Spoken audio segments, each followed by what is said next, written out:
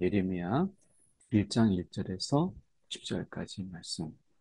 우리가 예레미야는 우리가 흔히 말하고 있는 눈물의 선지자라고 많이 알려져 있죠.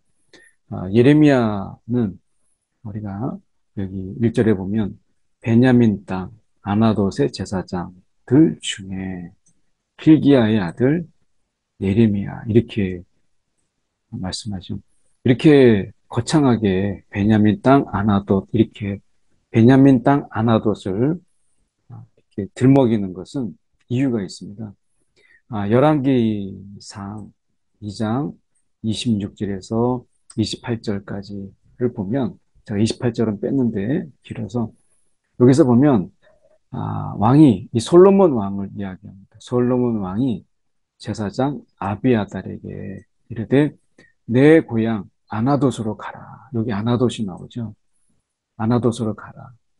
너는 마땅히 죽을 자이로되 죽을 자이로되 왜 죽을 자라고 얘기했냐면 이 아비아달이 이제 반역을 일으켰던 압살롬에게는 붙지 않았어요. 근데 그가 이 아도니아의 반란 때 거기에 편에 섭니다. 그래서 이 아도니아 편에 서서 그가 이제 아도니아가 왕이 되려고 하는 그것을 도와줘요. 그래서 이 아비아달이 그것으로 인해서 지금 이제 아비아달이 아니고 이제 그 아도니아가 아니라 솔로몬이 이제 왕이 되잖아요. 그러니까 솔로몬 입장에서 볼 때는 이 아비아달이 너무나 괘씸하고 이것은 거의 반역에 해당되는 것이죠. 그래서 아나돗으로 가라. 너는 마땅히 죽을 자이로되 내 아버지 다윗 앞에서 주 여호와의 궤를 메었고 내 아버지가 환난을 받을 때에 너도 환난을 받았으죠. 그래서 이 아비아달이 다윗과 정말 어떻게 보면 영광과 그리고 환난과 이런 고난을 같이 그거 했어요. 그래서 내가 너를 죽이지는 않겠지만 그래서 그들을 파면시킵니다. 제사장 직분을 파면해가지고 그 실로의 엘로의 집에 대해서 하신 말씀이라 이렇게 말씀하는데 그가 쫓겨내서 제사장 직분을 파면당하고 결국에는 아단롯의 이 아나돗의 이 땅에 그가 돌아가게 돼요. 이것은 어떻게 보면 지금 이 예레미야가 어떻게 보면 몰락한 제사장 가문에 속한 자라고 하는 겁니다. 그래서 몰락한 제사장 가문의 그 아들로서 이 예레미야가 있는데 일종의 이제 변방에 머물러 있는 것이죠. 그래서 변방에 머물러 있었던 이 예레미야를 왜 하나님께서 다시 그를 통해서 말씀을 전하게 하시는가라고 얘기했을 때 당시의 중심은 당연히 예루살렘이죠. 예루살렘인데 그때 당시에 예레미야 때에 당시에 이 예루살렘이라고 하는 것은 굉장히 우리가 성전이라고 하는 이것이 불법과 악의 중심지가 되어 있었어요. 그러다 보니까 하나님께서 이미 중심에 있는 예루살렘에 있는 제사장들을 하나님께서 쓰실 수가 없었던 것이죠. 왜냐하면 그들은 이미 우리가 예레미야를 읽다 보면 나오지만 거짓 선지자의 역할, 거짓 선지자로서 하나님이 그럴 리가 없다라고 했고 이 제사장이라고 하는 것은 우리가 백성의 입장에서 이제 백성을 자꾸 하나님께로 인도하고 하나님을 바라보고 그리고 하나님께 예배드리도록 하는 예배의 회복 이것이 이제 제사장의 직분이잖아요.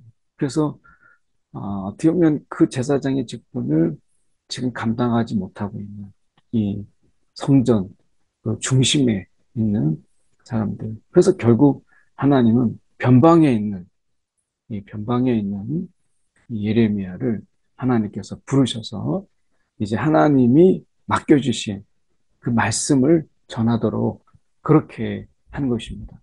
우리가 예수님께서 제자들을 부르실 때도 당시에 그 예루살렘에 있었던 어떤 그런 중심에 있는 그런 사람들을 부르신 것이 아니라 변방에 있는 이제 우리가 베드로나 또는 베드로의 형제나 이런 우리가 어부들의 출신들을 보면 그러니까 갈릴리 지방의 변방이거든요. 이 변방에 있는 그들을 예수님께서 부르셔서 이제 세상의 변화의 중심에 세우신 것을 보게 되죠. 예레미야도 일종의 변방에 머물러 있던 그러다 보니까 이것이 그 이 예루살렘 중심의 그 타락과 그리고 악, 이 불법 이런 것에서 그러니까 거리가 좀 떨어져 있는 그래서 상대적으로 예레미야는 변방에 머물면서 그런 악과 그리고 불법과 그런 죄악에서 좀 떨어져 있는 거죠. 그래서 하나님께서 그를 통해서 쓰시는 것을 보게 됩니다. 그래서 우리가 악과 세상의 이런 트렌드를 막 쫓아간다고 우리가 바쁘게 살아가지만 어떨 때는 물불을 안 가리고 이게 악인지 이게 죄악인지 이런 것을 가리지 않고 우리가 어떤 성공 또 어떻게 보면 세상이라고 하는 이런 것에서 정신없이 우리가 쫓아가는 것을 보게 돼요.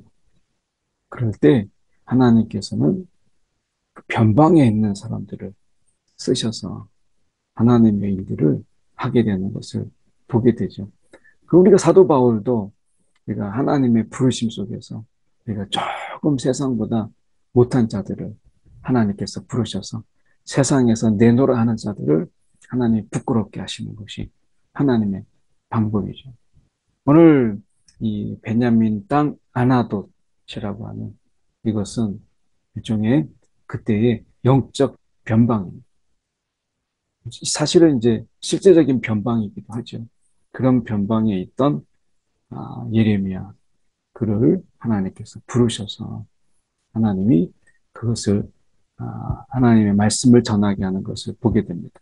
근데 예레미야가 하나님의 말씀을 전할 때 입술로만 그가 전한 것이 아니라 우리가 내용을 더 잘 아시지만 그 예레미야의 행위, 행함, 결국 이제 삶이죠.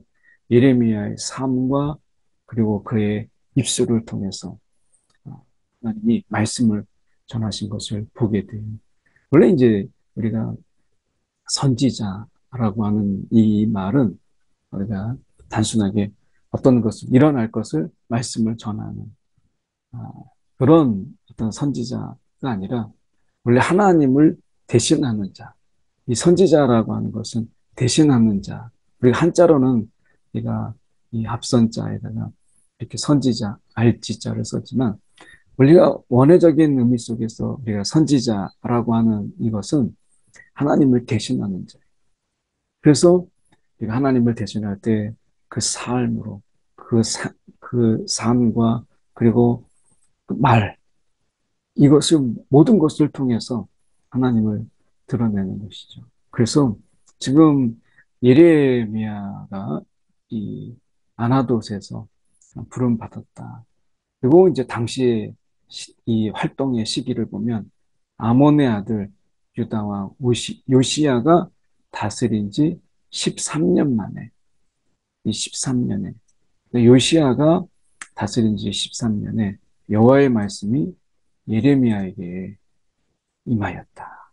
이렇게 말씀하죠. 그리고 요시야의 아들 여호야김, 여호야김 딱 하면 벌써 나라가 흔들거리고 어떻게 보면 나라의 중심을 잃어버린 그런 시대, 혼란스러운 시대죠. 그 여호야김, 벌써 우리가 이 어렵잖아요. 이 이름이. 그리고 어려운 시대의 여호야김, 그리고 요시아의 아들 유다의 왕 시드기야 11년 말까지 예루살렘에 잡혀가기까지 임하니라. 그 예루살렘이 사로잡혀 가기까지. 이 정말 어떤 이 나라가 정말 어려운 이때에 그들이 있었던 것을 우리가 보게 돼요. 그러니까 정말 이 정말 힘든 시기에 그런 상황 속에서 이런 일들이 이제 있을 때 예레미야를 하나님께서 쓰시는 것을 보게 됩니다. 그러니까 가장 어떻게 보면 힘들고 어떻게 보면 그 어려운 순간에 우리가 이것을 쓰시는 것을 보게 되죠. 그래서 말씀에 우리가 보면 이렇게 말씀해요. 우리가 보면 여호와의 말씀이 내게 임하니라. 여호와의 말씀이 내게 임하니라. 라고 말씀하시면서 이렇게 말씀하죠. 내가 너를 모태에 짓기 전에, 내가 너를 모태에 짓기 전에 너를 알았고, 이렇게 말씀하세요. 하나님께서 모태에 짓기 전에 너를 알았고, 내가 배에서 나오기 전에 너를 성별하였다. 그리고 여러 나라의 선지자로 세웠노라. 그러니까 지금 하나님께서 말씀하시는 것이 뭐예요? 지금 갑자기 이런 일이 있기 때문에 이런 시기에 그럼 어떻게 보면 여호야김의 이 시대부터 우리가 시드기야의 11년 말까지 그러니까 가장 혼란스럽고 그리고 유다의 이 시기가 유다의 이 나라가 어떻게 보면 풍전등화에 있는 그런 정말 하나님이 그렇게 돌아오기를 말씀하셨음에도 불구하고 그들이 돌이키지 않는 이러한 때에 어떻게 했어요? 그러한 때에 그들이 이것을 지금 이 하나님께서 이때를 아시고 이때를 아시고 이것이 중요한 거죠. 그러니까 지금 예레미야를 부를 때가 언제였어요? 이런 일이 생긴 다음에 어떤 나라가 좀 어려워진 다음에 누구를 보냈고 그러다가 예레미야를 찾으신 것이 아니라 지금 예레미야를 부를 때가 언제였냐면 내가 너를 모태에 짓기 전에 너를 알았고 그리고 배에서 나오기 전에 너를 성별하였다. 그리고 선지자로 세우노라. 이렇게 말씀하죠. 그러니까 하나님께서 이 유다의 타락과 유다의 이런 악을 하나님께서 아시고 하나님이 이것을 예비하신 것을 보게 돼요. 그러니까 하나님이 우리처럼 어떤 일이 생기면 임균병적으로 막 갑자기 어떤 임경변식으로 막 이렇게 일을 해나가시고 갑자기 어떤 일이 생기면 그때 부랴부랴 준비 없이 행하시는 분이 아니시라는 거예요. 그러니까 하나님이 지금 이런 모든 영원한 현재를 사시는 그 하나님께서 이렇게 하나님이 이러한 때에 예비된 예레미야가 있었다라고 하는 것. 우리가 이것을 보게 되잖아요. 그래서 우리가 기억해야 될 것이 바로 이런 거예요. 야, 하나님께서 우리의 삶에 지금 이렇게 긴 시간 동안에 하나님께서 미리 예레미야를 예배하신 것처럼 오늘 우리의 삶 속에서도 우리의 삶의 전부 속에서 우리의 길지 않은 인생 그 속에서 하나님의 예비하심이 왜 없겠어요? 하나님이 우리 가운데 여호와 이레 하나님의 예비하심이 우리 가운데도 있죠. 이런 어렵고 힘들고 어떤 악이 가득한 이런 유다의 어떻게 보면 멸망이죠. 이런 멸망 앞에서 하나님께서 한 선지자를 미리 예비하심으로 하나님의 마음을 그리고 하나님의 뜻을 전하게 하셨다면 그리고 그 한 사람의 그 삶과 그리고 그의 입술로 선포되는 모든 것을 통해서 알게 하신 하나님의 마음을 알게 하시는 그런 자를 저 변방에서부터 데리고 와서 하나님께서 이렇게 명령과 약속 이렇게 보시면 내가 내가 슬프도소이다 주 여호와여 나는 아이라 말할 줄 알지 못하나이다 말할 줄 알지 못하나이다 꼭 이렇게 보면 우리가 모세도 그렇고 그러니까 사실은 우리가 이 엄중한 시기에 이런 일을 맞는다라는 것이 두렵죠. 분명히 두려울 거예요. 예. 그도 사람인데, 우리가 좋은 때, 좋은 말로 우리가 메시지를 전하고 싶죠. 그건 다 우리가 설교자 입장이 아니더라도 똑같은 마음일 것 같아요. 우리가 좋은 시대에 그 평안하고 그리고 뭔가 우리가 세상에 살아가는 사람들이 다 평안하고 복이 막 넘쳐날 때 좋은 말씀으로 우리가 권면하고 또 어떻게 보면 그들에게 더 복을 이야기하고 막 은혜를 이야기하고 이렇게 하고 싶죠. 누가 막 책망과 그리고 하나님이 벌하시고 하나님의 진노를 이야기하고 사는 것도 힘든데 세상 살아가는 것도 지금 힘든데 아마 이 속에서 지금 이런 세상이지만 백성들은 더 죽어나는 거 아니겠어요? 매일매일 삶 속에서 이런 사는 것도 힘든 이 세상에 뭐 이들이라고 편하겠습니까? 그런 세상에 힘든 얘기하기 뭐 누가 좋아하겠어요? 그래서 예레미야도 그가 나는 아이라 말할 줄 알지 못하나 이 세상을 감당하기 어렵다는 거죠. 그럴 때 넌 아이라 하지 말라. 넌 아이라 하지 말고 그렇게 변명하지 말고 내가 너를 누구에게든지 보내든지 너는 가며 내가 내게 무엇을 명령하든지 너는 말할지. 이 명령이라고 무엇을 명령 이게 참 애매한 말들이. 이게 전하기도 어렵고 듣는 사람도 막 화를 내게 만드는. 당시의 왕정 시대니까 왕이 하나님을 두려워하지 않으면 어째 그냥 나가서 죽여 하면 그냥 죽이잖아요. 뭐 법이 있어요, 뭐가 있어요. 그런데 그런 상황 속에서 정말 위태로운 일, 정말 위험한 일을 그가 맡게 되는 것이죠. 이 정말 무서운 말이거든요. 내가 누구에게든지 보내든지 너는 가며. 누구에게 보낼지 어떻게 알아요? 너는 가며. 이건 어려운 자리잖아요. 가며. 무엇을 명령하든지 너는 말하지. 이게 벌써 느낌이 싸하잖아요. 야, 이건 정말 아무나 맡은 일이 아니구나 하는 거예요. 그럴 때 하나님이 말씀하시죠. 너는 그들 때문에 두려워하지 마라. 내가 너와 함께하여. 이게 정말 하나님 너무 좋아하세요. 너와 함께하여. 이렇게 말씀하세요. 내가 너를 구원하리라. 근데 우리가 예레미야를 알다시피 예레미야가 핍박도 당하고 또 매도 맞고 그리고 우리가 사람들 속에서 거짓 선지자 통해서 역적으로 몰리기도 하고 막 이런 삶을 그가 살잖아요. 그 평탄하지가 않거든요.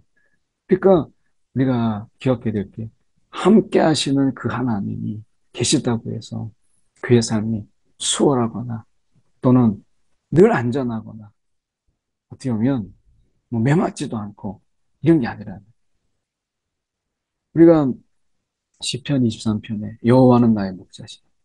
근데 늘 말씀드리지만 사망의 음침한 골짜기를 지날지라도. 그러니까 하나님이 함께 하셔서 내게 부족함이 없는데 왜 사망의 음침한 골짜기를 지나가냔 말이에요. 우리의 삶 속에서 하나님이 함께 하시지만 우리와 함께 하시기 위해서 임마누엘로 우리 가운데 주님께서 오셨지만 우리의 삶 속에서는요 두려움도 있고 때로는 얼마나 두려우면 두려워하지 말라고 하겠어요. 두려움도 있고요. 억울함도 있고 속상함도 있고 마음 상함도 있고 그리고 괘씸하게 세상이 괘씸할 때도 있고요. 속상할 때도 있고 정말 이건 아니다 싶을 때도 있고 외로울 때도 있고 그래서 우리의 삶이 그렇게 녹록지가 않아요. 근데 하나님이 우리 가운데 살아가도록 이렇게 하나님께서 우리를 하루하루를 하나님이 살아가게 하셨다면 우리의 삶이 또한 그것은 우리가 살아가야 될 일이기도 하지만 그 자체가 살아가라고 하시면 살아가는 것이 또한 사명이에요. 여기서 보면 말씀을 보면 너는 가며 이렇게 말씀해요. 가며 무엇을 명령하든지 말할지니라. 가고 말하는 것.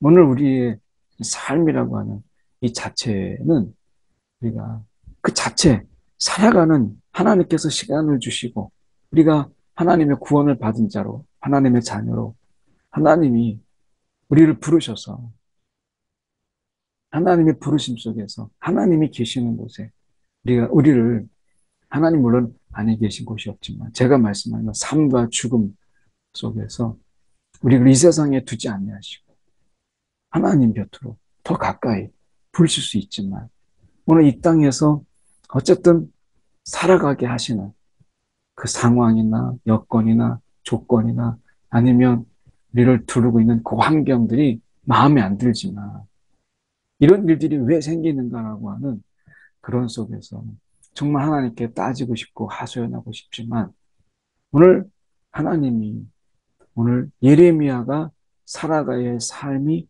사명이라면 오늘 우리 가운데 하루의 삶 속에서 우리가 이런 상황, 우리가 조건, 여건들이 우리 마음에 들지 않지만 뭐 예레미야라고 이거 마음에 들겠어요. 인간적으로 좋은 얘기하고 싶죠. 하나님이 절대 우리를 버리지 아니하시고 바벨론에 70년 동안 우리가 포로 생활하지 않고 우리는 망하지 않는다. 뭐 그러고 그런 말 하고 싶지 않겠어요? 그러니까 우리도 살아가는 그 삶이 하나님이 오늘을 허락하신 거잖아요. 오늘 우리가 하나님이 어디에게 보냈어요? 내가 누구에게 보내든지. 오늘 하나님 우리의 삶의 자리에 우리를 보내시고 우리의 삶 속에서 살아가라고 하나님께서 하신 거예요. 그 오늘 우리의 삶의 자리는 하나님이 보내신 파송의 자리고 그리고 그 삶은 또한 사명이에요. 누구나 다 마찬가지죠. 그래서 예레미야에게 있어서 여기가 그가 있는 곳이 최전방인 것처럼 하나님이 보내시는 곳이 최전방인 것처럼 영적 최전방이죠. 우리의 삶의 속에서도 우리가 머물고 있는 바로 그곳이 하나님이 우리에게 보내신 자리이기 때문에 영적 최전방이고 그리고 그것은 또 우리가 살아가야 될 사명. 이 속에서 하나님의 뜻이 있어요. 물론 예레미야를 부르신 하나님의 계획도 있죠. 그러니까 우리의 삶이라고 하는 것은 우리가 중요한 것은 하나님이 가며 우리를 보내시고 말하게 하시고 행하게 하시고 살아가게 하시는 것이라면 예레미야에게 이 명령과 약속이 있죠. 여기서 예레미야를 우리가 보면 예레미야 무엇을 명령하든지 이렇게 돼 있죠. 그 약속이에요. 하나님은 이 명령과 약속을 같이 주세요. 명령만 주시고 약속 없이 네가 알아서 해. 이게 아니고 명령하시면 그것을 감당할 수 있도록 하나님께서 약속을 주시는 것을 보게 돼요. 이거는 같이 가는 거죠. 명령과 약속이. 그래서 우리 안에 이 삶의 오늘이라는 삶은 하나님의 명령이면서 동시에 하나님의 약속이에요. 명령과 약속. 그래서 우리 속에 이 약속이 우리 가운데 주어지는 것이죠. 오늘 하나님의 약속, 하나님의 명령을 바라보는 동시에 하나님의 약속을 보세요. 은혜가 분명히 있고요. 하나님의 긍휼이 분명히 있고 분명히 하나님의 도우심이 있고 하나님의 예비하심이 있는 것이죠. 그래서 말씀에 지금 보면 여호와께서 그의 손을 내밀어 내 입에 대시며 내 말을 내 입에 두었노라. 이미 하나님께서 그 예레미야의 입에 말씀을 주셨어요. 그래서 여러 나라와 여러 왕국에 내가 세웠습니다. 오늘 이 예레미야를 통해서 하나님이 세우시는 이런 일들을 보세요. 뽑고 파괴하고 파멸하고 넘어뜨리고 창조적 파괴, 새로운 창조를 위해서 하나님께서 새로운 건설을 위해서 파괴하시는 어떤 이 창조적 파괴가 이것에 있는 것이죠. 그리고 예레미야의 삶과 그의 선포된 이 말씀을 통해서 하나님이 새로운 것을 건설하고 심게 하시는 것을 보게 돼요. 오늘 우리의 삶을 통해서 우리가 세상에 새로운 하나님의 나라가 건설되고 있음을, 새로운 하나님 나라가 확장되고 있음을, 하나님 나라가 이 땅에 도래했고 그 완성을 바라보고 있음을 우리가 세상 속에서 드러내는 이 일을 우리 가운데 맡기신 것이죠. 오늘 우리가 우리의 삶의 자리가 때로는 보잘것없어 보이고 우리의 삶의 그 자리가 때로는 우리가 위태롭게 보일지라도 하나님이 함께 하시고 오늘 하나님의 명령이 우리 가운데 함께 하신다. 오늘 우리의 삶은 하나님의 명령이고 우리의 삶의 자리는 또한 하나님의 약속의 실현의 장이다 라고 하는 것을 우리가 기억하면서 오늘 하루도 주님의 주시는 이 약속과 명령으로 능히 살아가는 저와 여러분 되기를 간절히 소망합니다. 우리 함께 이 시간에 한 1분 정도 우리가 한 두 가지 놓고 기도할 때 하나님 내 삶의 자리를 하나님의 시각으로 다시 보게 하시고 오늘 하나님의 명령과 약속으로 살아내게 하여 주옵소서.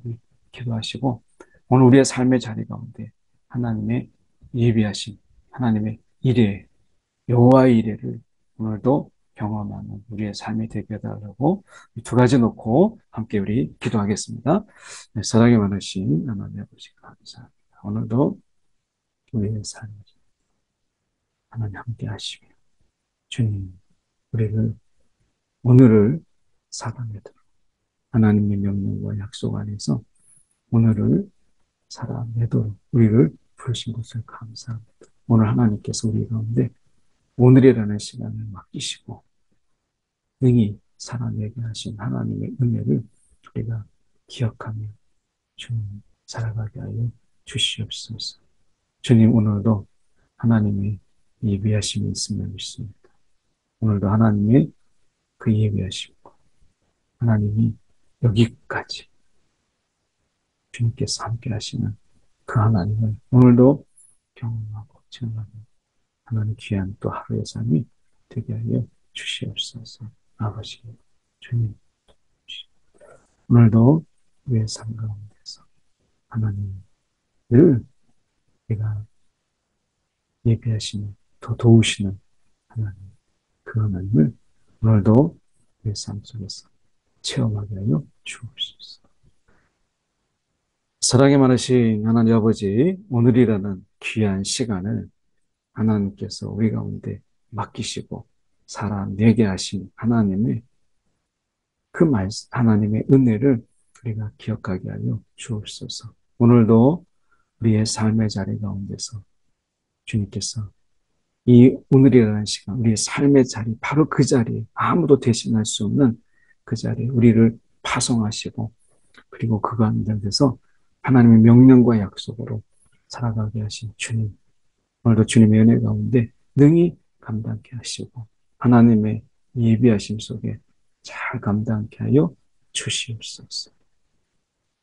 오늘도 하나님께서 주실 복과 은혜를 마음껏 누리기를 간절히 소망하고 살아계신 예수 그리스도 이름 받들어 기도드립니다. 아멘.